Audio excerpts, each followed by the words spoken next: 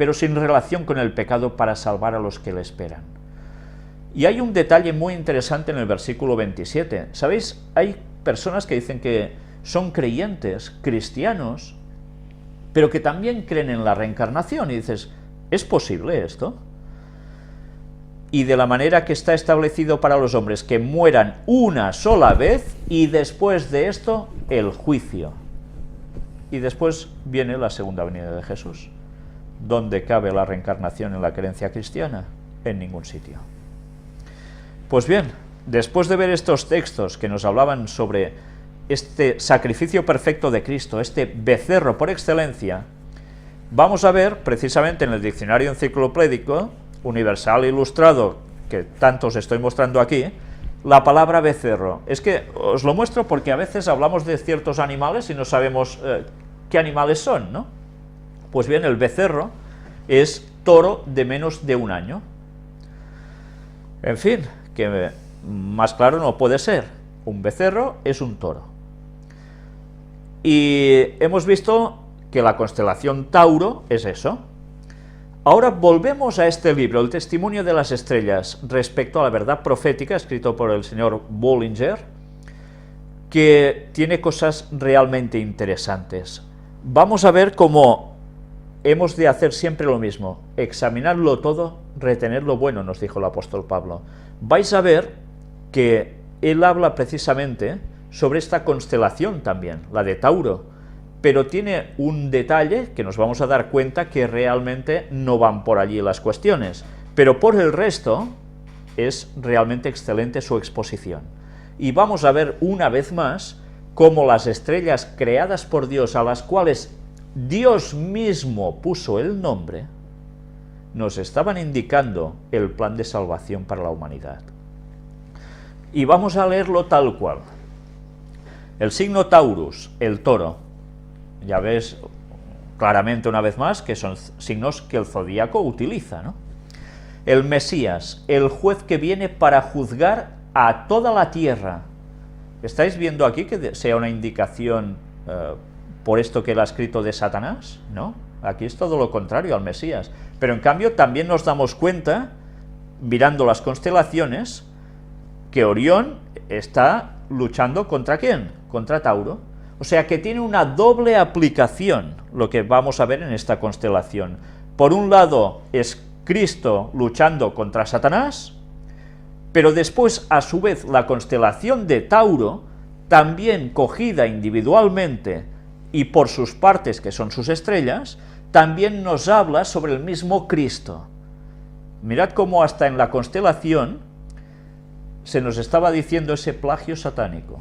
Pero entonces ahí se entiende también, se entiende aún más por qué Orión, que Sir era, o que Sil, la palabra hebrea tiene significado de constelación y de grosura, que vimos que era derivado de gordo, tonto, ¿no? O sea, las dos cosas. Si Orión es las dos cosas, por lo tanto, Tauro también será las dos cosas. No podía ser menos. ¿No? Están enfrentados, cuando uno es una cosa, el otro la otra. Pues bien, vamos a ver qué nos pone aquí, porque creo que no tiene desperdicio, ¿eh? Esta imagen es la de un toro que se precipita arrastrándolo y destruyéndolo todo con su energía. Es una profecía de Cristo, el juez que ha de venir, el regidor y señor de toda la tierra. El zodíaco de Dendera, hace ya 4000 años, había olvidado la verdad a que se refiere la profecía y lo llama Isis, es decir, el que salva o libra, y Apis, esto es, el jefe o cabeza. El toro se representa de modo claro y en todos los zodíacos que nos han llegado siempre está en acto de empujar, arremeter. Una vez más, démonos cuenta, cuando hemos presentado el primer vídeo, la mitología griega que explicaba lo que a él le parecía más o menos, ¿no? Cogiendo connotaciones ciertas, pero luego con derivaciones que no eran nada correctas. Con el calendario, con el zodíaco de Dendera, en alguna situación también va prácticamente a la par con la mitología griega en este sentido, cosas que no siempre tocan. El nombre del signo en caldeo es Tor, de ahí el árabe al-Taur, griego, Tauros, latín, Taurus, Thor etc. es Tauro. Imaginaos cómo... Vamos a ir viendo películas. Sí, sí, sí. Las películas que están haciendo en la actualidad, y basada en cómics, en este caso Marvel, pues tenían otras connotaciones. Y las mitologías nórdicas, que son básicamente las escandinavas, utilizaban mucho el personaje de Thor, etcétera, etcétera. Ya sabemos de qué modo, ¿no? Bien, sigamos con Taurus. El nombre más común en hebreo era Shur, que procede de una raíz que significa viniendo y rigiendo. Hay varias palabras hebreas indicando toros y bueyes, etc. Pero la palabra poética común para todas es reem, que transmite la idea de exaltación, supremación, preeminencia, etc. Encontramos la raíz en otros lenguajes similares, etrusco, sánscrito, etc. Y puede ser seguida hasta el nombre de Abram, que significa preeminente o padre alto, Ramaj, lugar elevado, etc. Mirad una vez más, lugar elevado. ¿Será que no lo hemos tratado veces esto?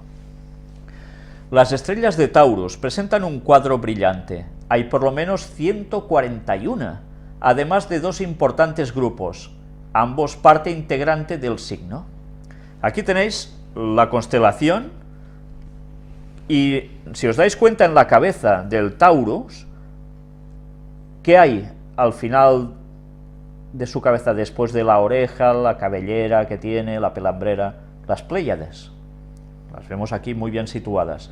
Y veis también el nombre de las estrellas que componen esta constelación. Al lado tiene a Orión, etcétera, etcétera. Pues vamos a ver cómo continúa todo esto.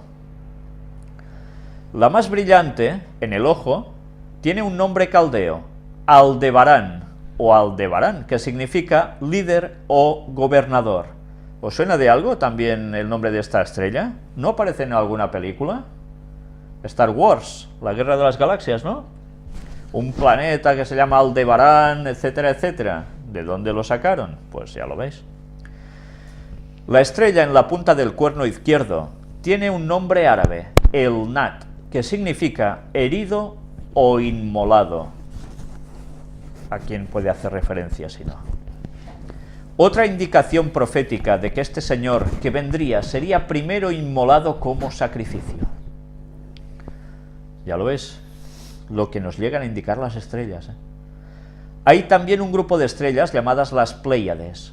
Esta palabra, que significa la congregación del juez o regidor, nos llega a través de la versión griega Septuaginta del hebreo Kimaj, que significa montón o acumulación, y aparece en Job 9.9, 38, 31 y 32, y en Amós 5.8. A veces se las considera erróneamente una constelación aparte. Consiste en un grupo de estrellas, en el cuello de Tauro, que parecen todas juntas. La más brillante de ellas, marcada como el signo que veis aquí, en todos los mapas, nos ha llegado con el nombre de Alcione, que significa el centro, y da idea de que se le había considerado el centro del universo. El nombre siríaco para las Pléyades es Sukkot, casillas. ¿Os suena de algo también el nombre de Sukkot, no? La fiesta de las cabañas. Ah, exacto, fiesta muy judía. Otro grupo de estrellas en la cara del toro se conoce como las Hiades, que tienen el significado semejantes de congregadas. Otras estrellas no identificadas se llaman Palilium, Cium o algo así, en hebreo, perteneciendo al juez, Basat, árabe, centro, fundamento, Alturaia, árabe, la abundancia, Vergiliae, en latín, el centro, árabe, vértice, vuelta, girar. ¿Vuelta, girar? ¿Esto suena de algo ya? ¿Qué quiere decir una vuelta y girar? ¿No se suele hacer en círculo? Círculo. Tantas veces que hemos hablado de todo esto. Todo ello sirve para indicar que todo gira alrededor del hecho de que el Señor viene para reinar. Este es el punto central de toda la profecía. El testimonio de Jesús es su espíritu de la profecía. Toda la esperanza de la creación del mundo, de Israel, de la Iglesia, gira en torno del hecho que Jesús vuelve otra vez. Y que cuando venga sus santos, las hijas del rey, como las Pléyades y las Hiades, reinarán con él. No se nos revela, bueno, me detengo para decir algo que pone aquí. Nos habla de Israel, la iglesia, que esperan, ¿el qué? Que vuelva otra vez. ¿Israel espera que vuelva otra vez? No, Israel no espera que Jesús vuelva otra vez, ¿verdad? Porque la mayor parte de judíos no han aceptado a Jesús como el Mesías. Entonces, bien, siempre nos conviene matizar cuando presentamos un escrito si hay cosas que no están de acorde a lo que dicen las Escrituras. Pensemos que este señor, cuando expone, él tiene el panorama de Israel como el pueblo distintivo de Dios y que todo Israel va a ser salvo, como muchas personas creen, y no todo Israel va a ser salvo. Cuando en el texto bíblico se habla de todo Israel será salvo, al final está hablando de quién. ¿De Israel espiritual? Del Israel espiritual, pero también parte del Israel físico, no como nación en concreto, sino de judíos, porque no todos los judíos van a aceptar y van a seguir a Jesús. El mensaje no lo van a aceptar todos, lo van a aceptar una parte de ellos. Y ellos, junto con el Israel espiritual, que es la iglesia de Dios, el pueblo de Dios por todo el mundo, juntos formarán ese todo Israel, que es muy distinto de que todo Israel va a ser salvo. Pero si no sabemos los detalles sobre estas profecías es cuando viene el engaño por el cual el movimiento sionista y tantas religiones evangélicas, etcétera, etcétera, están cayendo de bruces y no se dan cuenta que están siendo utilizados para el propósito precisamente de cuando venga Satanás haciéndose pasar por Jesús, caer todos en las fauces de Satanás. Pero bien, de eso trataremos, si Dios quiere, cuando hablemos sobre la importancia de los judíos en el tiempo del fin. No se nos revela nada sobre la iglesia aquí, dice él. La iglesia será arrebatada para reunirse con el Señor en el aire para estar siempre con el Señor, antes de que Él venga al mundo para el juicio. ¿Esto va a ser así? No. Una vez más, es una creencia no bíblica. Evangélico, ¿no? Esto. Claro, por supuesto, este señor no es adventista. Y lo que nos está diciendo era el arrebatamiento, que antes de que haya la aflicción del pueblo de Dios en el tiempo del fin, la iglesia es llevada al cielo por Dios, que por cierto vamos a mostrar ahora cómo se va a hacer una nueva película ya en carteleras, que esta sí que va a salir en todos los cines, hecha por algún personaje que ya hemos hablado alguna vez de él en las conferencias también, que sencillamente nos habla sobre el arrebatamiento, que la gente empieza a desaparecer de repente. Pero esa película ya la hicieron. Pero no pasó por cines. Hicieron 2 partes. En 2 partes se hizo. Pues ahora se va a hacer una de nueva. Y una vez más, esa nueva evangelización va a llevar a la confusión a casi todos los cristianos. Porque hecha por ciertos personajes muy populares, va a ser vista muy masivamente. Y esos conceptos son los que se van a quedar. Por tanto, debemos distinguir. El pueblo de Dios las va a pasar canutas al final del tiempo. No va a haber un arrebatamiento. Cuando Jesús vuelve y todo queda destruido cuando Él vuelve, es cuando se lleva a sus elegidos de todas las épocas, más los 144.000 que estén vivos esperando el retorno de Cristo. Ese es el auténtico arrebatamiento, pero sucede cuando han caído ya las plagas y el pueblo de Dios las va a pasar